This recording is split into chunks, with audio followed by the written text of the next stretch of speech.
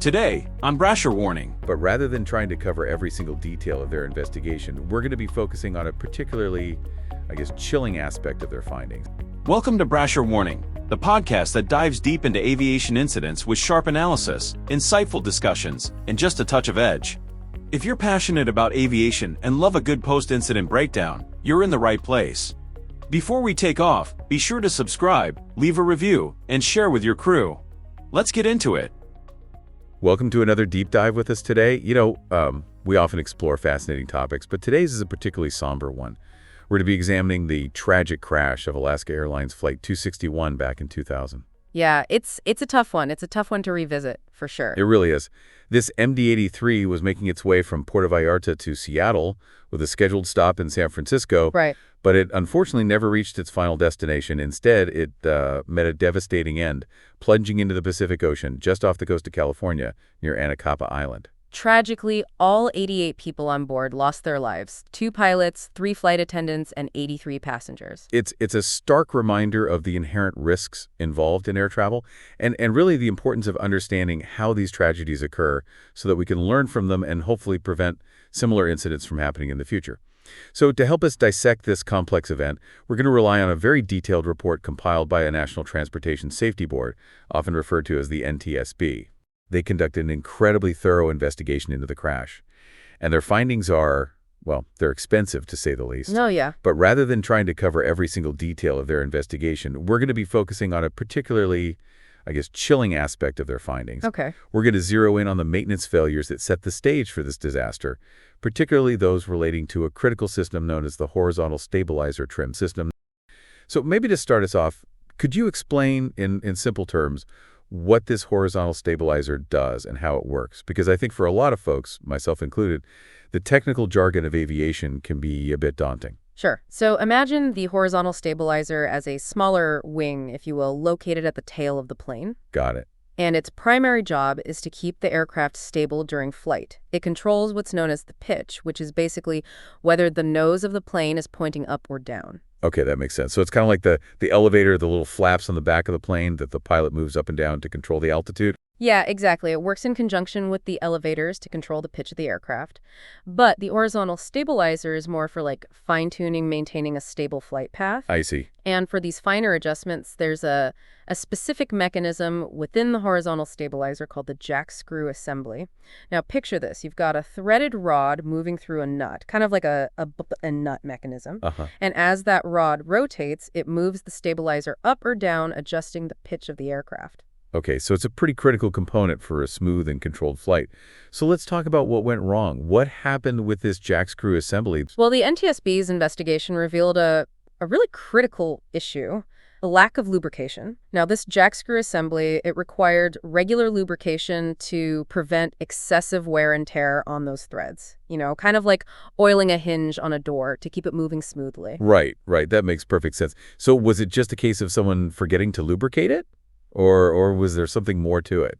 Well, it's not quite that simple. See, the investigation actually revealed a pattern of Alaska Airlines extending the intervals between these lubrications. And this decision, it seems, was driven by a push for greater efficiency and cost-cutting measures. Okay, so instead of sticking to the recommended maintenance schedule, they were essentially stretching it out. Exactly. Back in 1987, they were lubricating the jackscrew assembly every 500 flight hours. Okay. But by 1996, that interval had increased to over 2,550 hours. Wow, that's more than a 5-fold increase. I mean, that's pretty significant. Weren't there any systems in place to flag this as a potential problem, to sort of raise a red flag and say, hey, wait a minute, this might be an issue? Well, there was a mechanism called end play that measures the amount of wiggle room, if you will, that the jackscrew has. So it's essentially a way to gauge the wear and tear on the assembly. Okay, so like a built-in warning system, kind of. Yeah, you could say that. And here's the really worrying part. The interval for this end play check was also extended. Oh, wow. You see, the last end play check on the accident aircraft was performed back in 1997, and it had already shown where that was pretty close to the acceptable limit. So they knew it was getting worn down. Yeah. And had they followed the original schedule for these checks, that excessive wear would have been caught well before the crash. It's almost like a missed opportunity. Yeah, definitely. It really sounds like there was a pattern of decisions being made that ultimately led to this critical situation. It wasn't just a single oversight. So, aside from these extended maintenance intervals, what else did the NTSB uncover about Alaska Airlines maintenance practices? Well, the NTSB was very clear in their report that this wasn't just an isolated incident. They identified what they called systemic problems within Alaska Airlines' maintenance program. One of the factors they highlighted was the airline's decision to switch to a new type of grease for the jackscrew assembly. It was called Aeroshell 33. Now, the grease itself wasn't necessarily the root cause of the problem, but it was the way they implemented this change that raised some serious concerns. What do you mean by that? Well, it seems like they didn't really do their due diligence. They didn't conduct sufficient testing or properly evaluate the real-world performance of this new grease. And what's even more concerning is that they proceeded with this switch despite McDonnell Douglas, the aircraft manufacturer, explicitly advising them to carefully monitor for any adverse effects from using this new grease. So essentially, they kind of went ahead without fully understanding the potential consequences, or maybe even ignoring some warning signs. It does seem that way. And to add to the picture, at the time, Alaska Airlines didn't even have full-time staff in some key positions like director of maintenance and director of safety. Wow. And this really raises questions about their overall commitment to safety at that time. It's a bit alarming to hear that they were operating without those crucial leadership roles filled permanently. I mean, those sound like pretty important positions for ensuring, the safety and well-being of passengers and crew. Absolutely. It certainly paints a troubling picture of what was happening within Alaska Airlines at that time. Yeah, it definitely does. But, it's important to remember that there's another player in this equation, right? The Federal Aviation Administration, the FAA. Weren't they supposed to be providing oversight and ensuring that airlines were adhering to proper safety standards? So what role did the FAA play in all of this? That's a crucial question. And the fact is, the FAA did approve those extensions for both the lubrication and the end play checks. So they essentially gave the green light to practices that, as we now know, played a role in the crash. So how could they overlook such critical maintenance changes? I mean, it seemed like a pretty significant oversight. Well, it's important to understand the context here. This was a period of transition for the FAA. They were in the midst of implementing a new oversight system called ATOS. ATOS. Yes, and by their own admission, this transition led to a decreased level of surveillance on airlines, including Alaska Airlines, during a pretty crucial period. Oh, so while the Alaska Airlines was cutting corners, the FAA was kind of in the middle of their own internal changes and maybe not paying as close attention as they should have been. Unfortunately, that does seem to be the case. And it wasn't just the ATF transition. A special inspection of Alaska Airlines that was conducted in 2000 brought further problems to light. It uncovered issues with their training and documentation procedures. We've covered a lot of ground already, exploring the systemic issues within Alaska Airlines' maintenance program. And we've highlighted some of the FAA's oversight gaps during that time. It's been heavy stuff, really. But now let's shift our focus to the flight itself. What actually transpired on that tragic day, January 31st, 2000? Well, Flight 261 took off as scheduled, and initially everything seemed to be going smoothly. Okay. But as they were ascending, climbing to their cruising altitude, the pilots began experiencing problems with the horizontal stabilizer trim system. The same system with the worn jackscrew that we discussed earlier. Exactly. The pilots were using the autopilot at this point to maintain a steady climb. But the stabilizer wasn't responding as it should have been. It seemed to be jammed, stuck in a position that was forcing the nose of the plane slightly downward. Oh, wow. So what actions did the pilots take when they realized there was a problem? They did everything they could think of to try and regain control of the aircraft. They disengaged the autopilot, tried switching to the alternate trim system, and even checked the circuit breakers, but nothing seemed to work. They were left battling the plane manually, using the elevators to try and counteract the force of that jammed stabilizer. I can only imagine how terrifying that must have been, to be in that situation. I've read the cockpit voice recorder transcript. It must have been incredibly chaotic in the cockpit. It was a truly harrowing experience. And you can actually hear the tension and fear in their voices, desperately trying to troubleshoot the problem while simultaneously wrestling with the aircraft.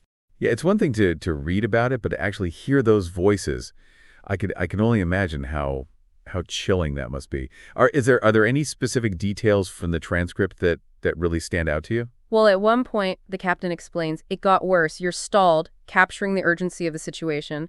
And 2 seconds later, you hear him pleading, no, no, you gotta release it, you gotta release it, clearly fighting desperately to regain control of the plane. Knowing what we now know about the worn jackscrew and the events that led up to this, it's chilling to hear those words, knowing what they were up against. It's a stark reminder of the immense pressure those pilots were under. They knew something was terribly wrong, but they couldn't pinpoint the exact cause. They even contacted Alaska Airlines maintenance for help, but tragically couldn't offer a solution. So they were essentially alone, thousands of feet in the air, facing this catastrophic mechanical failure that they couldn't fix. So what happened next? Faced with this terrifying situation, they made the difficult decision to divert to Los Angeles. They were hoping to make the emergency landing there. Okay. So they began their descent. But then the unthinkable happened. That jammed jackscrew, weakened by the excessive wear we talked about earlier, finally gave way. But instead of simply releasing, it completely stripped. Those worn threads just sheared off under the immense pressure. Oh, that's horrifying. What happened to the plane when the jackscrew failed? Well, the horizontal stabilizer, no longer held in place, swung violently to an extreme nose-down position. The pilots, who had been struggling to keep the plane's nose up, were instantly thrown into a steep, uncontrollable dive.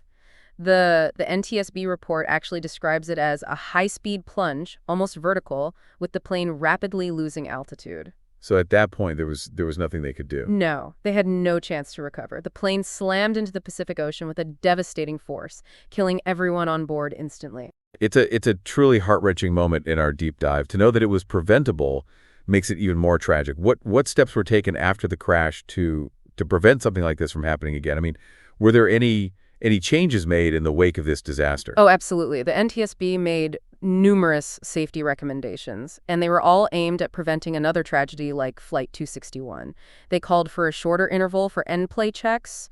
They recommended specialized training for the mechanics performing those checks, and a requirement for airlines to provide data to the FAA before implementing any maintenance changes that could impact safety. The NTSB also emphasized the importance of a strong safety culture within airlines.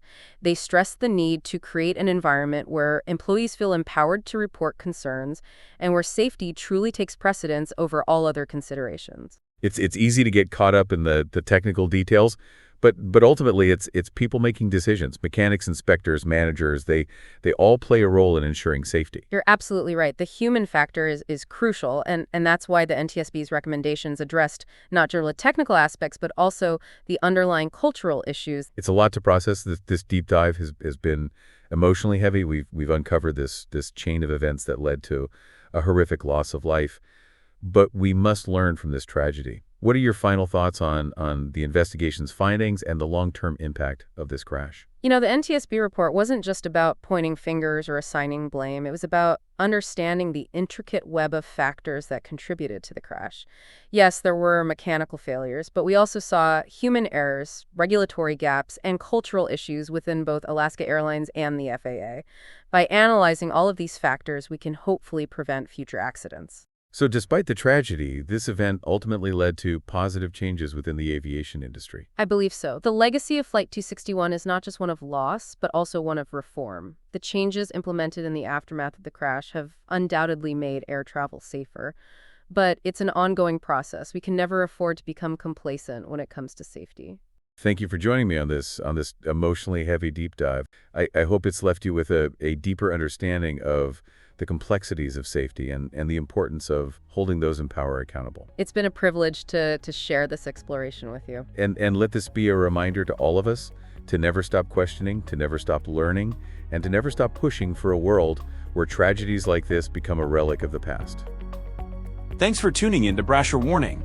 If you enjoyed this episode, make sure to subscribe so you never miss a flight with us. We'd love to hear your thoughts. Drop a comment or review, and don't forget to share the podcast with your fellow aviation enthusiasts. Until next time, stay sharp, stay safe, and keep soaring. American 1552, contact center 127.0. 1552, we're going to be Mayday, Mayday, Mayday. We have an engine failure. We're going to return to DFW. 1552, roger. And which runway do you need? We'll take 18 right. Roger, American 1552, turn right heading 020, just going to maintain 8,000.